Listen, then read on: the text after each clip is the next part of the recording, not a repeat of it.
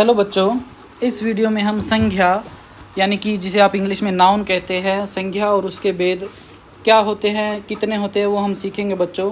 तो चलिए शुरू करते हैं। तो बच्चों, शुरू करने से पहले यहाँ कुछ वाक्य दिए हैं, वो हम पढ़ लेते हैं एक बार।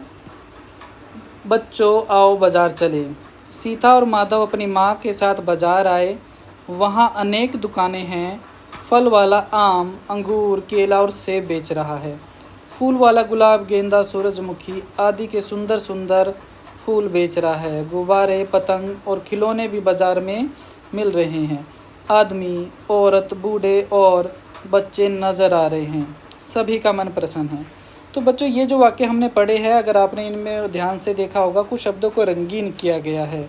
जैसे कि सीता, माधव, आदमी, बूढ़े, बच्चे, माँ, फल वाला, फूल वाला।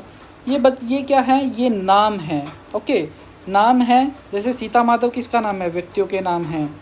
आदमी, बड़े, बच्चे, फल वाला, फूल वाला, ये जातियों के नाम है। थोड़ा सा मैं आपको इसको एक्सप्लेन करूँगा जाति कैसे है ये। आम, अंगूर, केला ये किसके नाम आपको पता? फलों के नाम है। गुलाब, गेंदा ये फूलों के नाम है। गुब्बारे, पतंग, खिलौने ये वस्तुओं के नाम है। प्रसन्नता भाव का नाम है। तो यहाँ संज्ञा क्या होता है बच्चों? नाम, किसी का भी नाम। वो कोई व्यक्ति हो सकता है, वस्तु हो सकता है। आपके आसपास बहुत सारी चीज़ें आप नज़र दौड़ाइए तो बहुत सारी चीज़ें आपके पास रखी है, बहुत सारे लोग आपके आसपास है। तो हर किसी का एक नाम है। बिना नाम के आप किसी के बारे में कुछ नहीं कह सकते, है ना। तो नाम बहुत महत्वपूर्ण हो जाता है। और यही जो नाम है, जो वो नाम किसी का भी हो सकता है, वस्तु, व्यक्ति, स्थान, पशु, भाव, ये जो नाम है इसी को हम जो है संज्ञा शब्द कहते हैं। तो संज्ञा शब्द की परिभाषा हमें यहीं से मिल जाती है। संज्ञा क्या होता है बच्चों? किसी व्यक्ति, वस्तु, स्थान या भाव के नाम को संज्ञा कहते हैं। जैसे कि ऊपर दिए गए नाम के आधार पर संज्ञा को 3 भागों में बांटा जा सकता है। तो संज्ञा के जो भेद होते हैं बच्चों, वो 3 होते हैं मुख्य रूप से। किसी किसी किताब में आपको 5 भी मिलेगा। इंग्लिश में आप करोगे तो 5 वहाँ पे उसके भेद होते हैं। हम हिंदी में मुख्य रूप से 3 होते हैं, कहीं कहीं आप 5 भी देखने को मिल सकते हैं। तो कौन से 3 भेद होते हैं बच्चों? संज्ञा समझ में आ गया ना। किसी का भी नाम, वो एक वस्तु हो सकता है, वस्तु कोई व्यक्ति हो सकता है, स्थान हो सकता है, भाव हो सकता है, पशु हो सकता है, कुछ भी, मोबाइल हो सकता है ना। तो सबसे पहले व्यक्तिवाचक संज्ञा क्या होती है? तो व्यक्तिवाचक संज्ञा क्या होती है बच्चों? देखो, सचिन तेंदुलकर, ताजमहल, दिल्ली।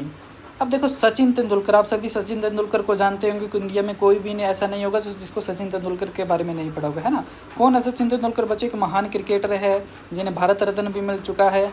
ओके, तो ऐसे शब्द, ऐसे नाम जो हम किसी सिर्फ कुछ ही लोगों के लिए प्रयोग करते हैं, है ना, कुछ ही लोगों के लिए, कुछ ही स्थानों के लिए प्रयोग करते हैं, व्यक्तिवाचक संज्ञा होते हैं। जैसे कि मेरा नाम क्या है बच्चों? योगेश है। अब आप हर एक टीचर को योगेश नहीं कह के, योगेश शर्मा नहीं कह के बुला सकते, क्योंकि हर एक किसी का अपना अलग नाम है ना। आपका खुद का एक नाम है। जैसे किसी बच्चे का नाम है रवि, ओके, तो रवि शब्द हो गया, योगेश हो गया। आपके विद्यालय का नाम है, जैसे केंद्रीय विद्यालय, है ना, केंद्रीय विद्यालय। आगे जो भी नाम है, बहुत सारे केंद्रीय विद्यालय है इंडिया में, ओके, जैसे कि केंद्रीय विद्यालय यवतमाल।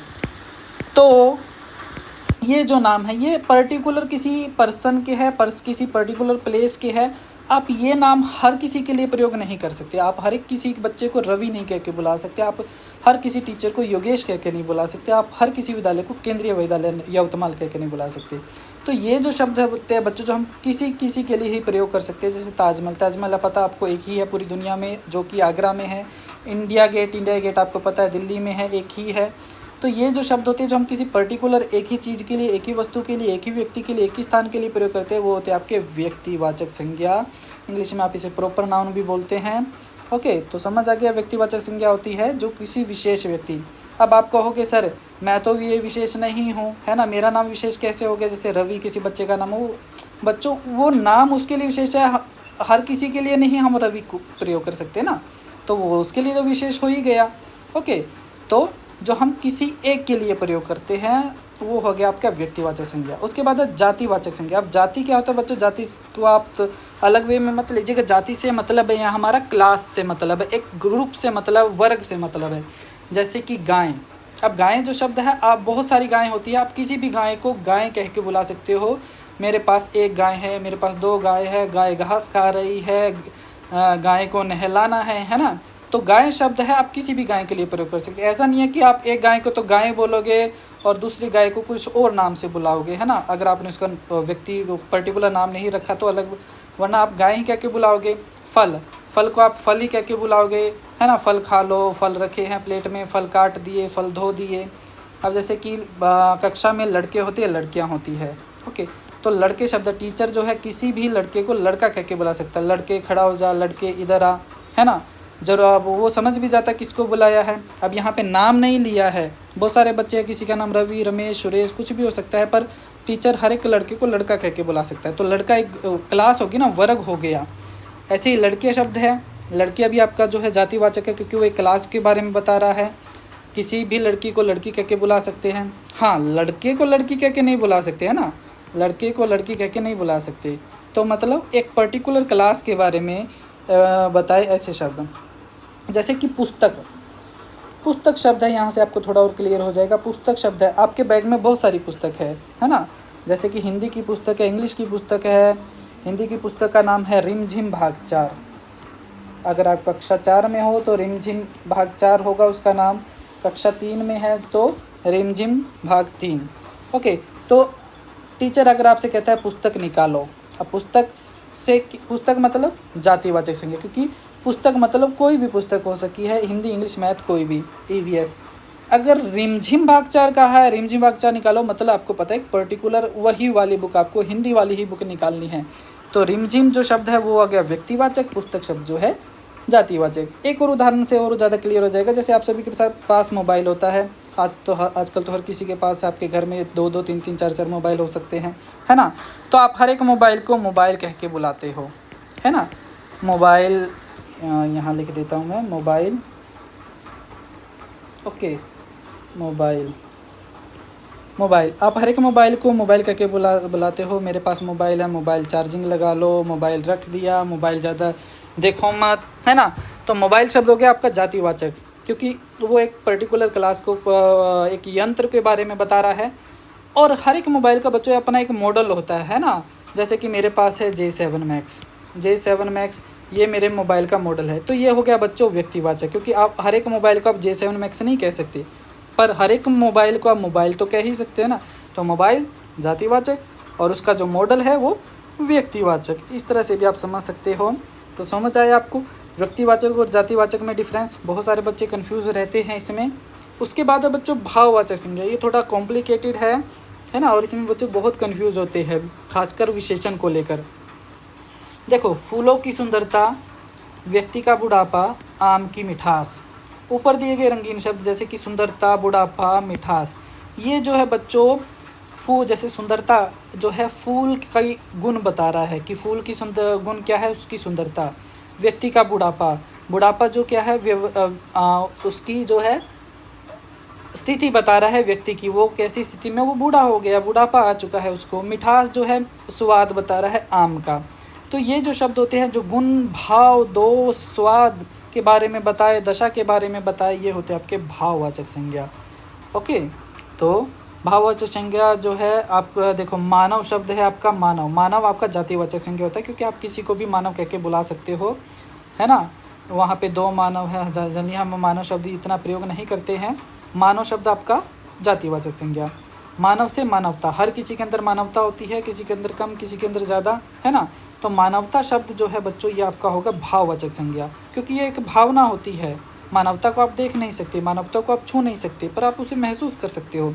कोई व्यक्ति जो है बहुत ही दयालु है, हेल्पफुल है, हेल्पिंग है ना, तो आप बोल सकते हो इसके अंदर मानवता बहुत ज़्यादा है। तो मानवता यानी कि उसकी सेवा करने की जो मंशा होती है उसे आप मानवता बोलते हैं। ऐसे मीठा, मीठा शब्द आपका विशेषण शब्द होता है ना।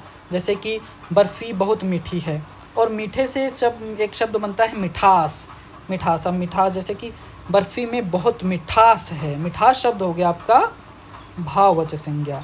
मीठा शब्द विशेषण, मिठास भाव। शत्रु, शत्रु यह मेरा शत्रु है ना। शत्रु से शत्रुता, शत्रुता आपका जो है भाववाचक संज्ञा। तो इस तरह से ये जो शब्द होते हैं भाववाचक संज्ञा होते हैं, जिन्हें आप छू नहीं सकते, देख नहीं सकते, पर महसूस कर सकते हो, ओके। तो हमने क्या सीखा देख लेते एक बार दोबारा से। किसी व्यक्ति वस्तु स्थान के भाव आदि के नाम को संज्ञा कहते हैं। ओके, संज्ञा।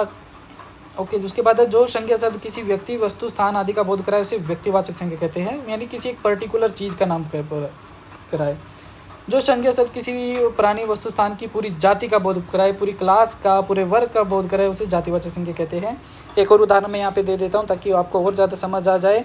जैसे कि नदी, मान लो आप कहीं पे जा रहे हो, मान लो आप जो है वर्धा से नागपुर जा रहे हो, रास्ते में आपने कोई एक नदी देखी। ओके, तो नदी आपने देखी रास्ते में, आपको उसका नाम नहीं पता और आप किसी को बता रहे इस बारे में, आप कहोगे मैंने एक नदी देखी, मैंने एक नदी देखी। तो नदी शब्द है आपका जातिवाचक संज्ञा।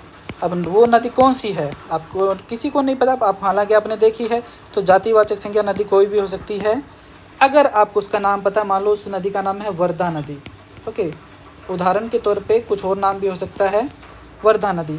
तो वर्धा नदी जो है, ये वर्धा नदी ये हो गया आपका व्यक्तिवाचक, क्योंकि हर एक नदी को आप वर्धा नदी नहीं बोल सकते, पर नदी शब्द को आप किसी भी नदी के लिए प्रयोग कर सकते हो। वर्धा नदी के लिए, गंगा नदी के लिए, नर्मदा के लिए, कावेरी के लिए। ओके, उसके बाद भाववाचक संज्ञा क्या होती है? जो संज्ञा शब्द किसी व्यक्ति या पदार्थ के भाव, गुण, धर्म, दशा आदि का बोध कराए, भाववाचक संज्ञा होगा। जैसे कि मिठास, धुलाई, मोटापा, लिखाई, है ना। भाववाचक संज्ञा शब्दों की रचना मुख्य रूप से जातिवाचक संज्ञा, सर्वनाम, विशेषण और क्रिया शब्दों से होती है। ओके, तो ये आप देख लीजिएगा।